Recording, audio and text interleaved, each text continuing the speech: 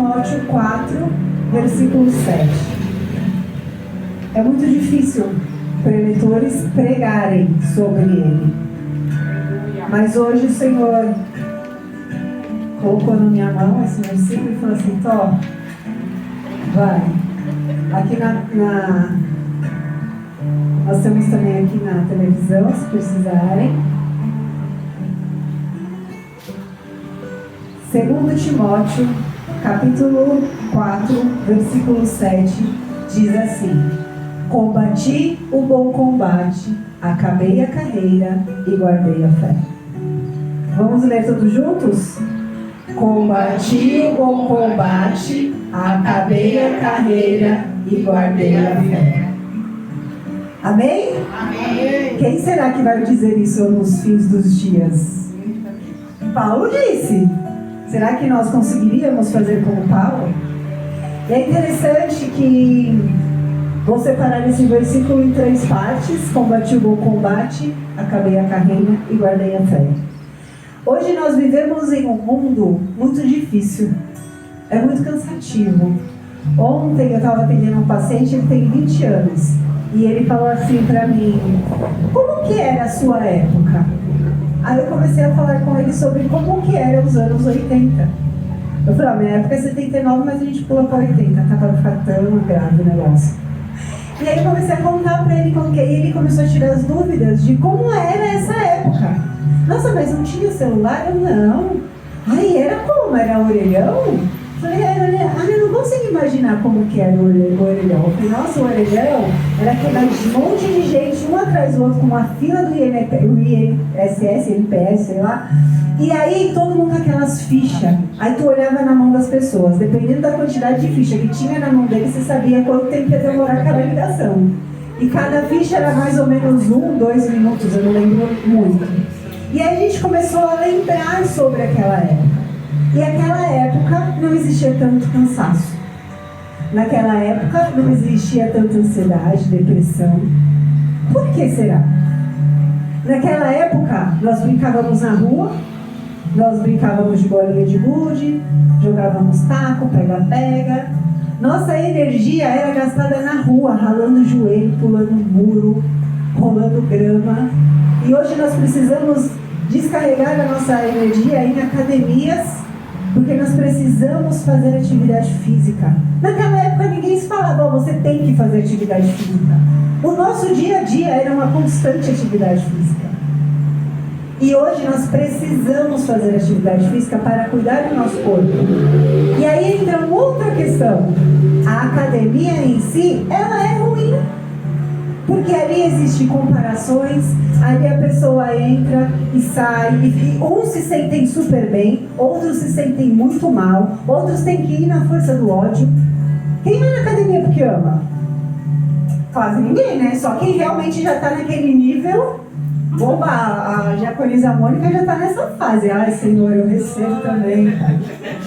Então, assim, hoje nós vivemos em uma época muito cansativa, distraída, e nós temos muita tendência a desistir. Ano de 2025, eu estou com 6 pacientes se divorciando. 6 casais se divorciando.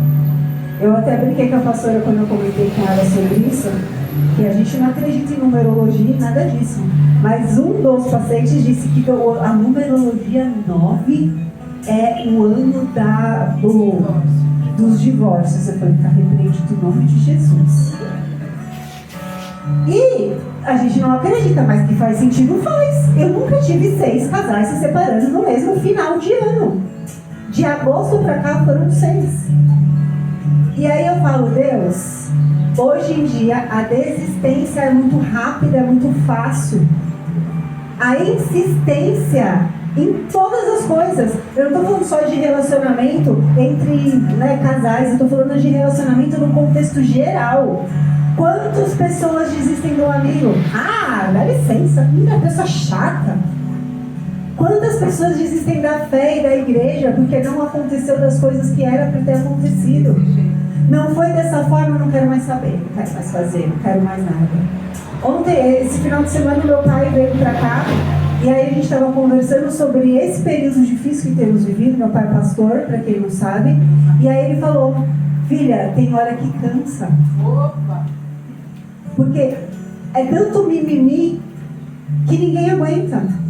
E aí eu falo: o que é mais difícil? Deus me tirou de igrejas grandes, que eu cuidava de crente, para um lugar onde estamos indo atrás de pessoas que precisam de Jesus. Aquelas pessoas que estão em sofrimento, aquelas pessoas que realmente precisam ter paz.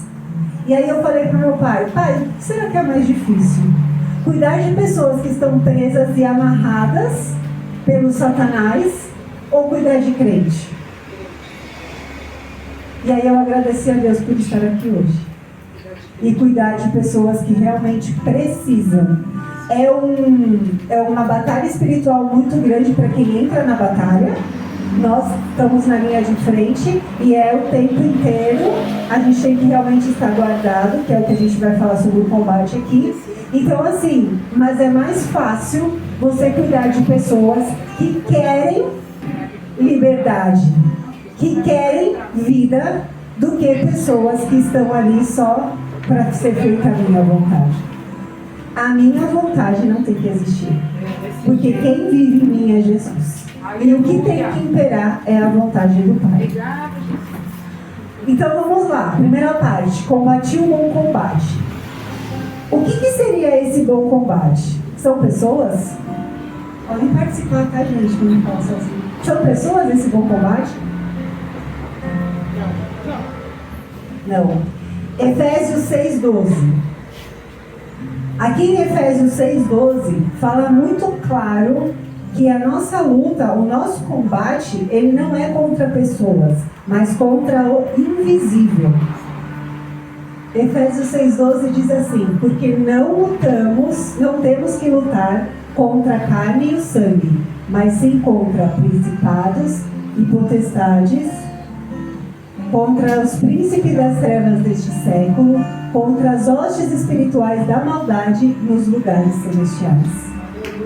Então a minha luta não é com a Carol, não é com a Mônica, não é com o Nível, não é com a Cláudia, não é nem com a Ana, e nem com a pastora, e nem com a mestra, e nem com a diaconisa, com a evangelista, com a Elaine, com o Christian, não é. A minha luta é contra principados e potestades. Por isso que quando a gente está falando sobre a palavra, vem caminhão para distrair, vem sono. Por quê? Porque o inimigo, ele está tentando lutar contra as coisas invisíveis. E às vezes a gente não vê, mas é isso que está acontecendo o tempo inteiro no mundo espiritual.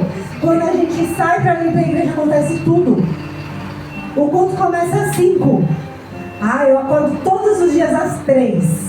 Pois hoje que é culto eu perdi a hora e acordei às 7. Porque o inimigo, ele não quer que nós estejamos nessa presença.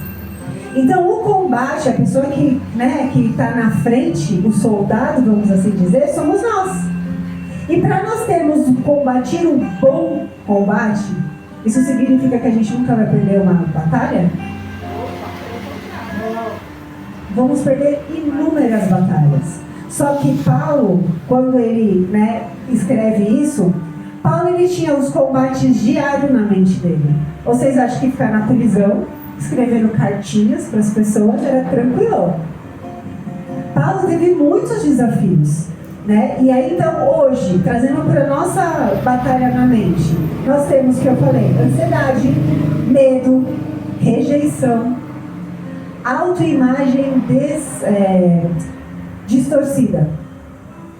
E eu vou dar um exemplo meu. Em 2018, eu tinha 113 quilos. Então, eu era bem obesa. Bem obesa não, que esse meu tamanho não dava nem pra perceber que eu estava na obesidade mórbida. E aí, eu fiz a bariátrica. 113, eu tenho 1,79. Só para vocês verem como que ficou desproporcional. E conforme eu emagreci, eu estava com acompanhamento nutricional. E aí eu cheguei um dia na nutricionista, ela falou assim: e aí, como que você está? Doutora, tirando que eu estou muito gorda. Aí ela, oi?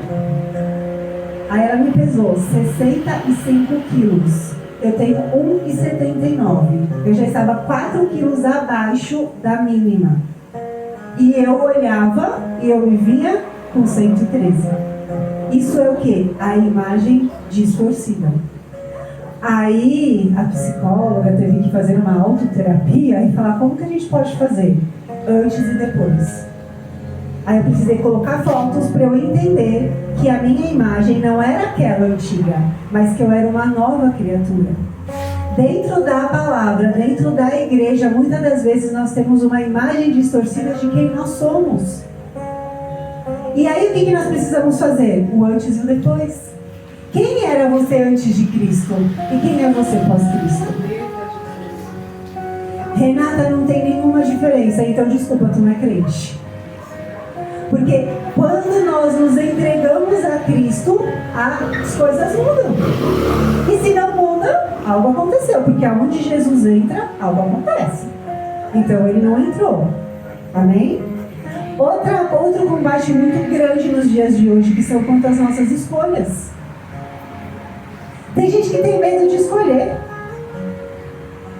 Vamos comer um pizza ou um pastel? Não sei o que você quiser. Oi? A minha vontade é a sua? Não, a minha vontade é comer um pastel. A sua é pizza? Então a gente compra um pastel e uma pizza. Eu como um pastel. Não, a gente tem o hábito de, nas mínimas coisas, deixar com que o outro escolhe. E aí quando chega nas coisas grandes, como que nós vamos escolher? Se as pequenas a gente não consegue. E aí entra uma parte muito importante. Dizer não ao pecado. Dizer não às tentações. Se a gente não consegue dizer não para algo que eu não quero comer, eu vou dizer não para Satanás? Óbvio que não, gente. Esse soldado, na frente da batalha, ele está totalmente desarmado. Como a gente aprende a falar não para Satanás? Aqui. E é no jejum. São as 3 armas para nós falarmos não para Satanás: jejum, oração e palavra. Então o soldado que é soldado,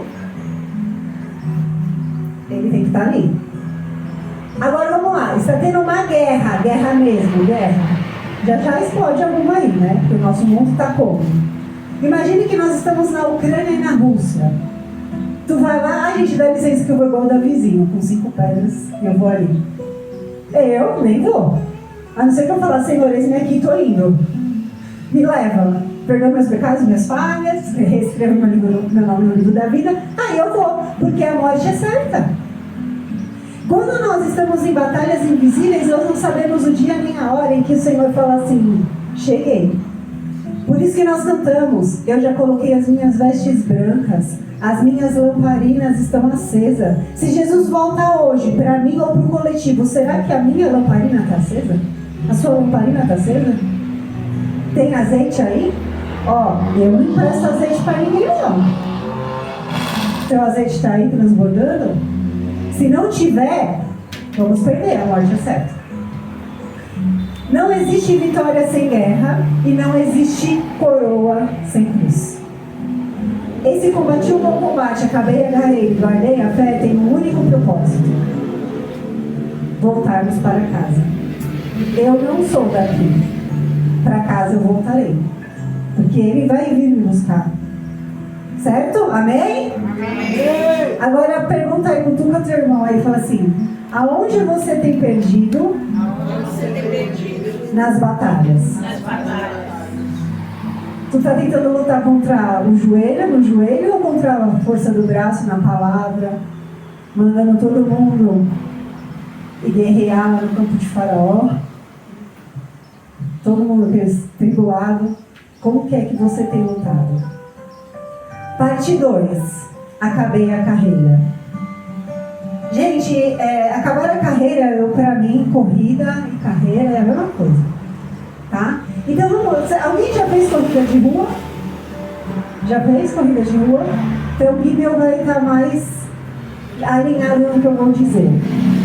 Gente, na corrida de rua, existe uma preparação. Então, assim, Bora ali correr 5 quilômetros? Estou falando 5 quilômetros. Ah, vamos. Tu não vai correr 5 quilômetros sem parar. Você pode caminhar. Por quê? Porque você não está preparado para aquela corrida. Quando a pessoa está preparada para a corrida, aí é diferente. Ela já está mais tranquila na bora. Aí chegamos no dia da corrida. Gente, é uma vibe totalmente diferente. A música, a energia, todo mundo no mesmo propósito, todo mundo no mesmo objetivo, todo mundo querendo cruzar a linha de chegada, todo mundo, bora lá, não desiste, não sei o que, não é sobre os percursos que tem lá não, só não desiste, só vai pra frente. Se seu pace tá alto, não desiste, continua, no próxima corrida tu recupera, e é um motivando o outro ali em tempo integral. Aí é da largada. Na largada, a galera sai gritando, tipo, vamos. Cara, é uma coisa muito legal. A nossa carreira, corrida, na fé, é a mesma coisa. Quando a gente aceita Jesus, essa euforia toda, bora, não desiste, o Senhor é com a gente, vamos lá, e não sei o que. É um primeiro amor absurdo. Só que conforme nós estamos correndo na rua, vai dando cansaço, o calor, o sol, a fadiga, sede. E aí, Jesus, aleluia. E a pessoa é grande, sabe, gente? Não dá. E aí, aquilo vai fazendo com que nós queiramos desistir. Eu estava com um paciente, ele é corredor mesmo de campeonatos. E um debate, e uma das coisas que ele trouxe para mim na sessão era: eu não consigo mais correr. Eu falei, como assim, gente? Ele, faz 5 quilômetros em 20 minutos, 15. Ele, ganha pódio. Como assim não consigo correr? Porque eu começo a correr, aí chega no meio da corrida, eu vejo que o fulano me passou, eu falo, não vou cansar mais ele, então vou parar. E ele parava. Ou senão ele, eu tô correndo, aí eu olho e falo, nossa, mas pra que eu tô fazendo isso? Eu tô me sacrificando pra quê mesmo? Parei. Aí, vamos, bora nada. Aí sentado eu ficava lá de boa. E aí o que eu trabalhei com ele? A missão não é pódio. Porque ele desistia muito quando pessoas passavam na frente dele e ele percebia que ele não ia ter pódio. Aí eu falei, a missão é cruzar a linha de chegada. Independente da posição que você estiver, cruze a linha de chegada. E aí ele começou de novo. E todas as vezes que ele estava querendo desistir, vinha eu na cabeça dele. A linha de chegada. Não desiste, é só cruzar a linha de chegada. Até que ele conseguiu voltar a correr. Então, gente, o percurso para cruzar a linha de chegada é muito desafiador. Só que quando a gente consegue, qual a sensação que nós temos, Gui? Completei a minha... Caraca, eu consegui! Minha medalha! Todo mundo tira foto com a medalha. A gente ganha banana, a gente ganha água, mas o que todo mundo mostra? A medalha. Porque a medalha é o sinônimo de que eu venci uma corrida. Independente do tempo, independente da quilometragem. Eu venci a corrida. Então eu enfrentei a dor nas pernas, eu enfrentei a sede, o cansaço, eu enfrentei tudo e eu concluí a linha de chegada. E a nossa linha de chegada aqui na terra do cristão, qual é? Receber a coroa da vida. Será que lá no céu a gente vai fazer selfie? Olha a minha coroa! Quantas pedrinhas você tem? Óbvio que não. Porque não há mais competição. Ali todos nós estaremos adorando ao Pai, ceando com Ele.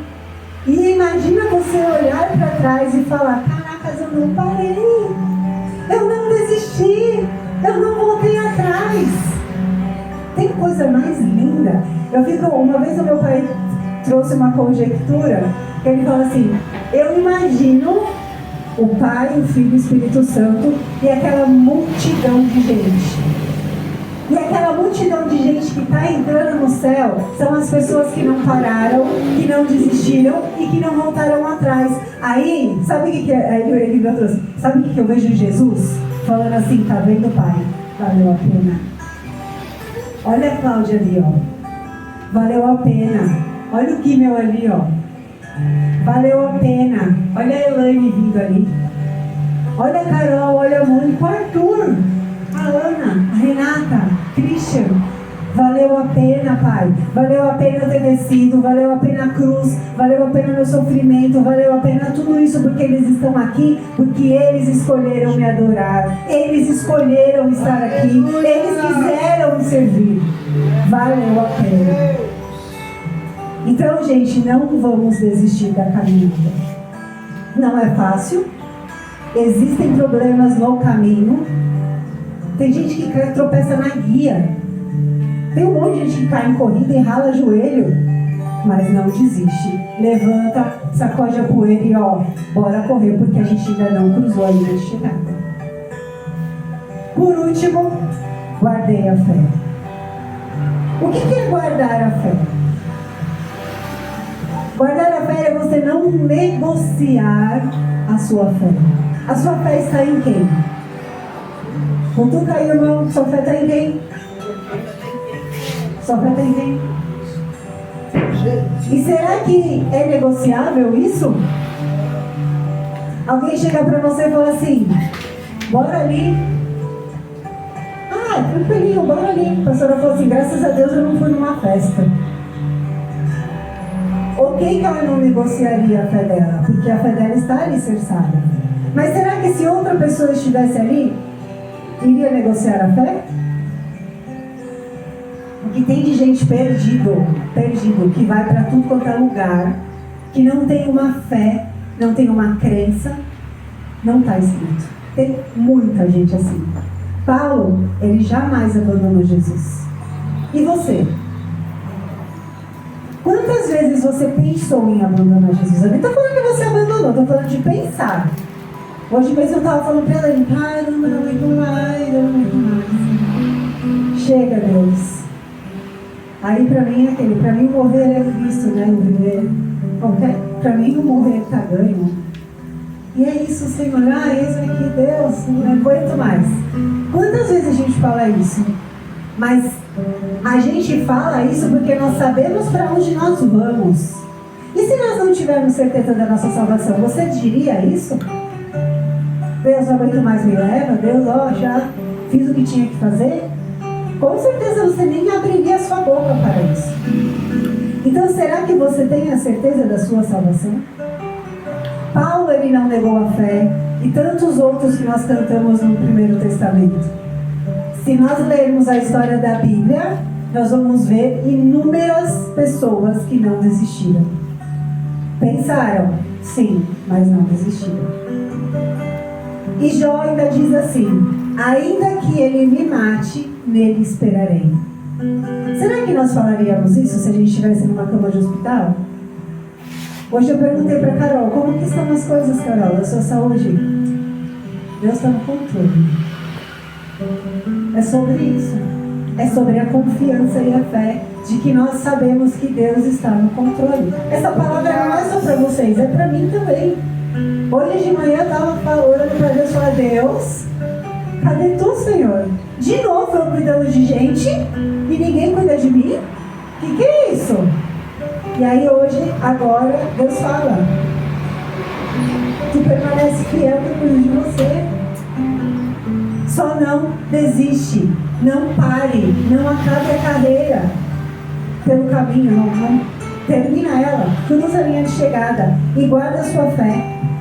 Porque mesmo quando nós não entendemos o porquê que vocês estão passando pelo que nós estamos passando, um dia nós vamos entender.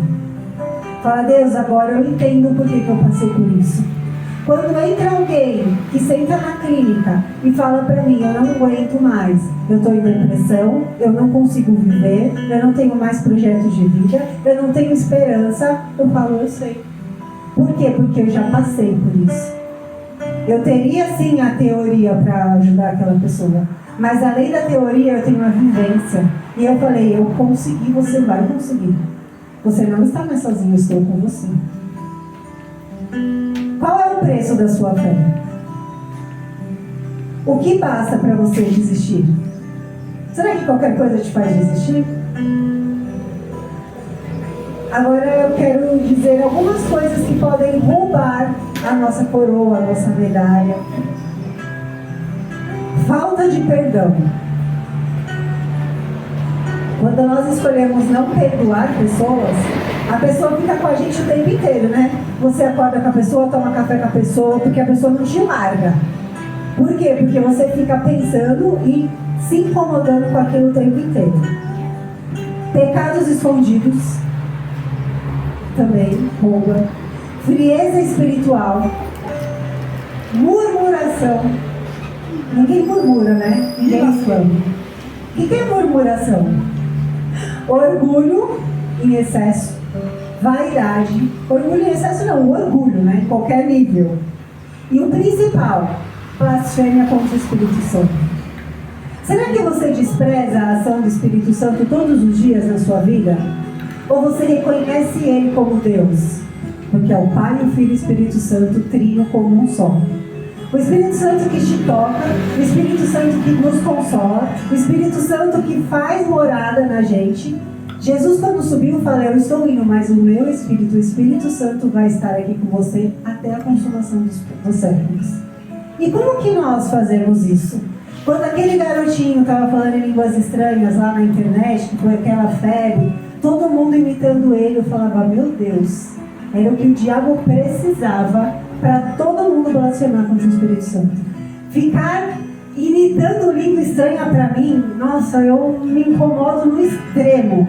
A sensação que eu tenho é que tá falando mal do meu pai, que dá uma vontade de esganar. Aí eu perco, desço do salto, aí eu perco a minha fé, porque eu fico extremamente incomodada. Porque quem sou eu ou quem somos nós para blasfemar contra o Espírito Santo e tirar sarro? Aquela época era um sarreado total do Espírito Santo. Independente se ele estava ou não sendo usado, quem que vai julgar ele não somos nós. Mas a questão é o que fizeram com tudo aquilo. Vocês viram o que fizeram com o Senhor Jesus? Aqueles carnavais onde Jesus está lá totalmente exposto, de forma totalmente irreverente. Como que é para vocês? Ah, normal, é só um carnaval? Gente, aquilo me incomoda no tanto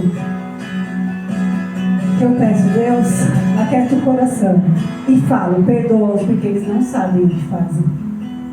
Então isso são as coisas que provavelmente faz com que nós percamos a nossa coroa. E aí eu pergunto: ela pode ser perdida, a coroa? Pode. Ah, mas eu aceitei a Cristo, fui batizado, então eu sou salvo. Sim, mas se você não permanecer, se você perder a sua fé, se você titubear na fé, se você negociar a sua fé, você perde a sua coroa. E aí eu quero ler com vocês Apocalipse capítulo 3, a partir do versículo 7. Eu queria que quando nós estivéssemos lendo esses versículos, que você imagine isso. Imagine assim, que o anjo da igreja em Filadélfia está escrevendo aqui. E ao anjo da igreja que está em Filadélfia escreve: isso diz o que é santo, o que é verdadeiro, o que tem a chave de Davi, o que abre e ninguém fecha, e o que fecha e ninguém abre. Conheço as suas obras. Eis que diante de ti pus uma porta aberta, e ninguém a pode fechar. Porque tendo pouca força, guardaste a minha palavra e não negaste meu nome. Eis que eu farei aos da sinagoga de Satanás, aos que se dizem judeus e não são, mas mentem.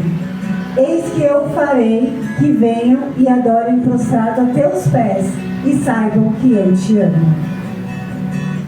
Como guardaste a palavra da minha paciência, também eu guardarei na hora da tentação, que há de vir sobre todo o mundo, para tentar os que habitam na terra. Eis que venho sem demora.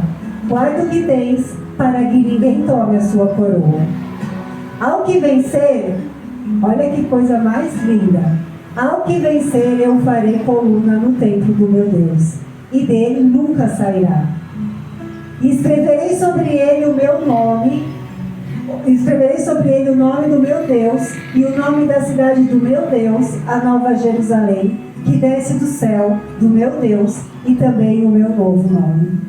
Quem tem ouvidos, ouça o que o Espírito diz às igrejas. Vocês conseguem imaginar você chegando lá no céu e Jesus falando isso para você? Ou não? Se você não consegue imaginar, reveja a sua salvação. Reveja o que você tem vivido. E para finalizar, eu quero ler Apocalipse 21, a partir do versículo 4.